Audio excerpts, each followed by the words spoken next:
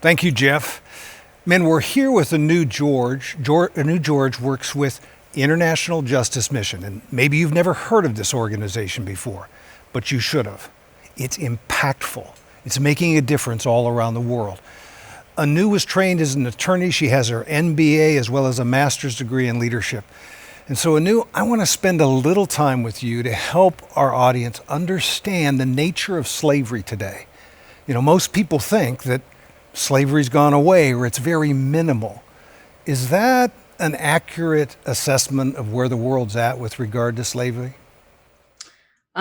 It would be as far away as it can get from an inaccurate description. Slavery is very present. In fact, now more than ever, as has been recorded in history, 40.3 million people are recorded to be in slavery today. And this is by far one of the most conservative numbers that we have.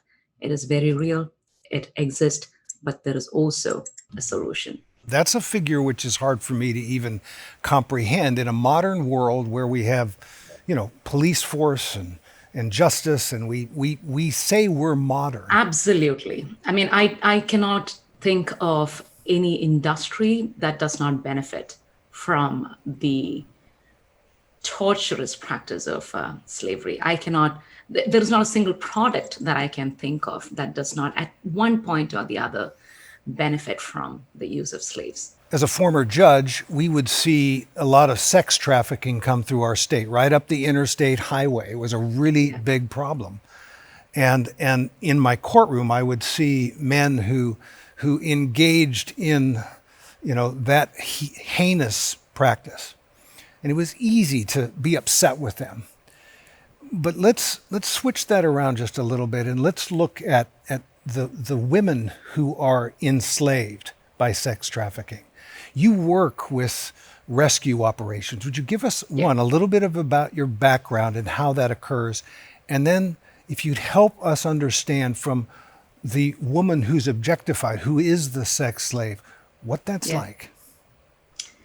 Definitely. To talk about what it means for a woman who has been trafficked, especially a young girl, I have to draw the comparison of the most joyful image that I have in my mind, my twin daughters. They are 13 months old, and they have this absolutely sweet game with my husband and me. They run to the closet where my clothes are hung and, hide. They curl up inside, do everything possible to make sure that nobody on the outside can find out where they are. And they don't even giggle because they know that they'll be found out. So it's impossible for me to find them till we part the clothes and barriers away. Easier still, I just need to call out and say, where is my little warrior princess, Ela? Where is my warrior princess, Tamara? And their face pops out, like some sort of a dream. It's the most delightful sight for both Sachin and me. And I compare that to an image that has been haunting me for several years now. A daughter like that who was hidden in a secret compartment. A daughter who had a name, Sunny. She would hide there for hours at a stretch till she was needed to serve the lust of heinous monsters. I really don't know what was harder, to be trapped in a confined place for hours together, or to be rescued or released, only to be raped by men who are old enough to be their father or grandfather. She must have been at an age where girls play hide and seek. She did not deserve to play this game that she never signed up for. My very close friend and colleague, Sanjay Makwan, he walked into that brothel, hunted her down with the investigators, broke open the door, and pulled Sani out, and several other daughters like her from there. That contrast between my daughters and Sani's story is probably most profound and also the most painful things I've had to explain or even see, something that I can never unsee. Because Tamara and Ela always know that her father would find them out every single time. Just like I know that our Father in heaven hears these daughters. He invites us to their space. They're waiting. It's probably the most painful experience for every IGM investigator. We would rather see that difficult image than not. But again, none of these stories, end that way. Sani, after being rescued from sex trafficking, after her personal experience with being trapped in small compartment like a commodity, after being repeatedly raped by inhuman men, waited not even a minute before she turned around and led my colleagues and the police department back to the brothel to rescue every other girl hidden behind tiles and other hidden places. To me, that is a sign of hope. She led IGM to rescue six more women. Survivors like Sani are today leading hundreds out of slavery and sex trafficking. And IGM's vision statement started with rescuing thousands, protecting millions, and proving that justice for the poor is possible. But because of this ripple effect, we've been able to move beyond that mission and rewrote our mission to rescuing millions and protect billions because it's possible. Because God loves justice, and this is His burden and His call for action to us. Yes, it is. It's His calling to us. You know, man, I can't help when I listen to Anu and think about little Sonny, I can't help but think about my daughter. And I would move heaven and earth to get to her. So let's just take a moment and let's watch this video from IJM. Pay attention, men.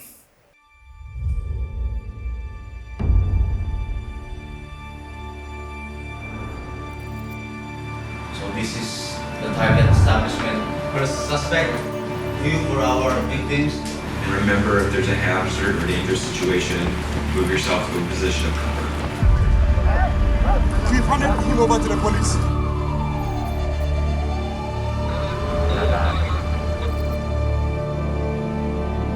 We saw about 1,200 little kids and found out that they were in fact trafficked and they were in fact slaves. These little kids are on this boat. They are not fed. They are abused beyond imagination. We gotta catch you up.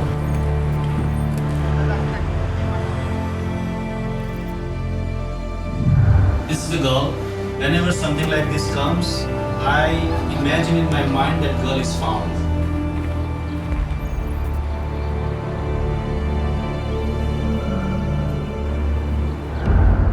We have operations all over the world, rescuing people from slavery. Because today there are criminals who abuse children, sell girls, How old is she? 12. 12? How much? 30. Yeah, I'm afraid. and force families into slavery. Criminals prey on the easiest target, the world's poor, because they expect no one to defend them. Pareho po tayong mga tao. Hindi po tayo ibagay or hayop na pwedeng gamitin lang sa pansarili.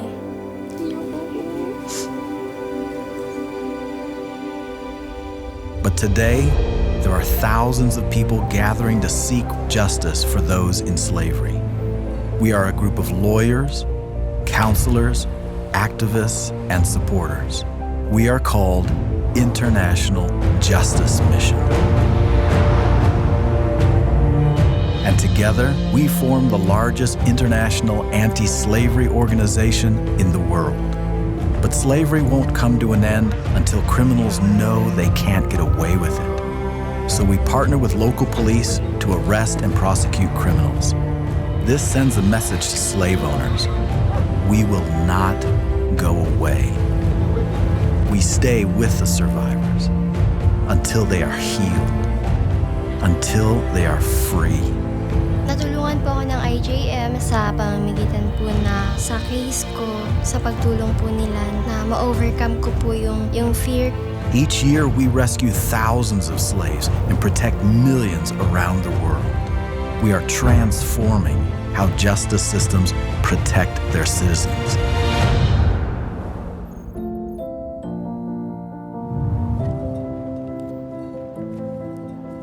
To those who are still enslaved, we promise to find you. We will get you home to your families so you can have the freedom you deserve.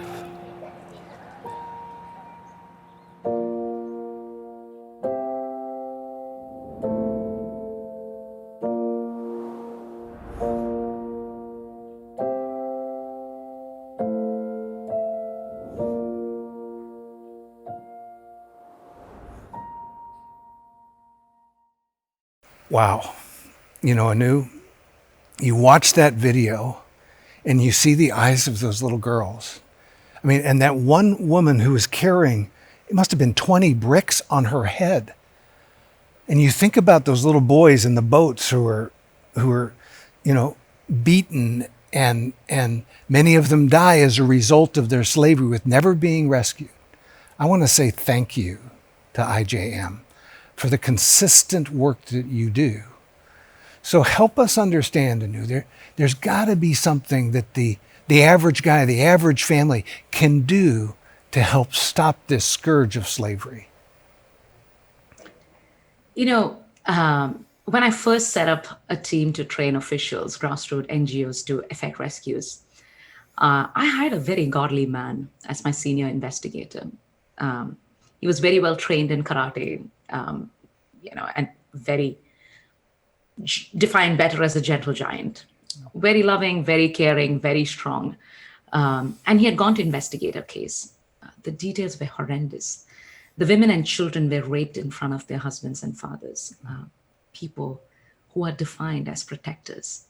A technique they adopted to shine some light on who the powerful master is and on who can call the shots. It worked very well. The men disintegrated into feeling powerless and useless, unable to protect their own family.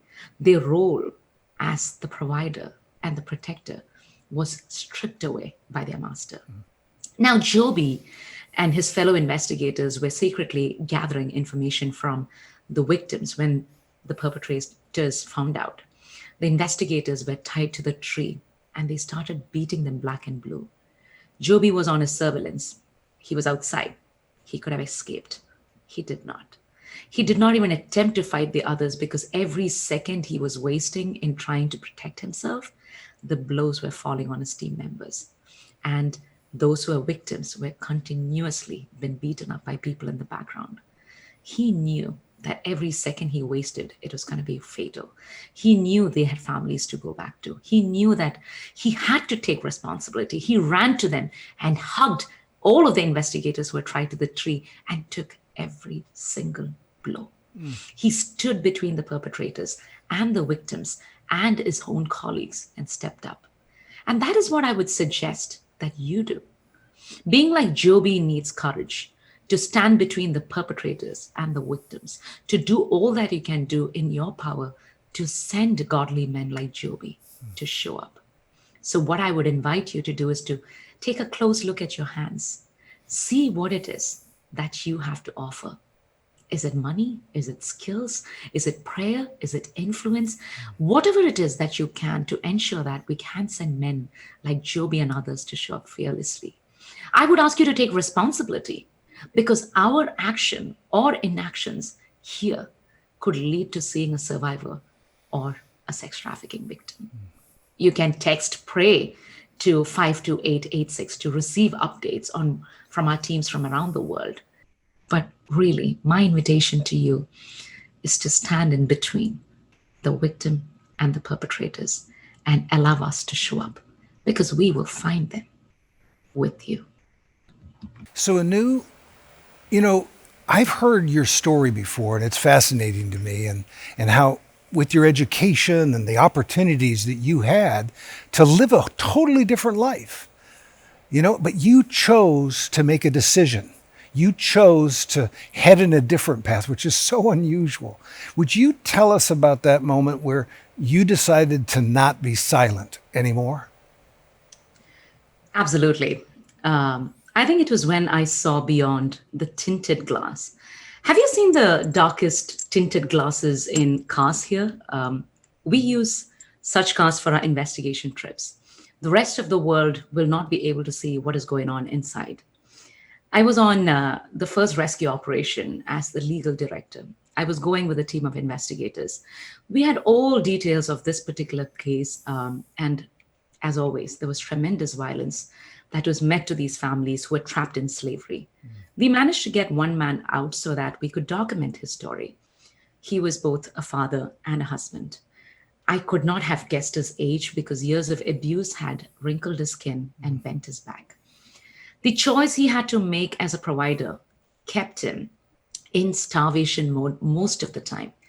We had questions for him. We needed his testimony to be able to return with the rescue team and extract his people out. His eyes were hollow and voice barely making its way out of his mouth, constantly looking around if someone would find him. Weak. We explained him that he was safe and nobody could see him through the tinted glass and he need not worry. At around the same time, a car just passed us. He shrieked and he went right under the car seat to hide and he begged for help in tears.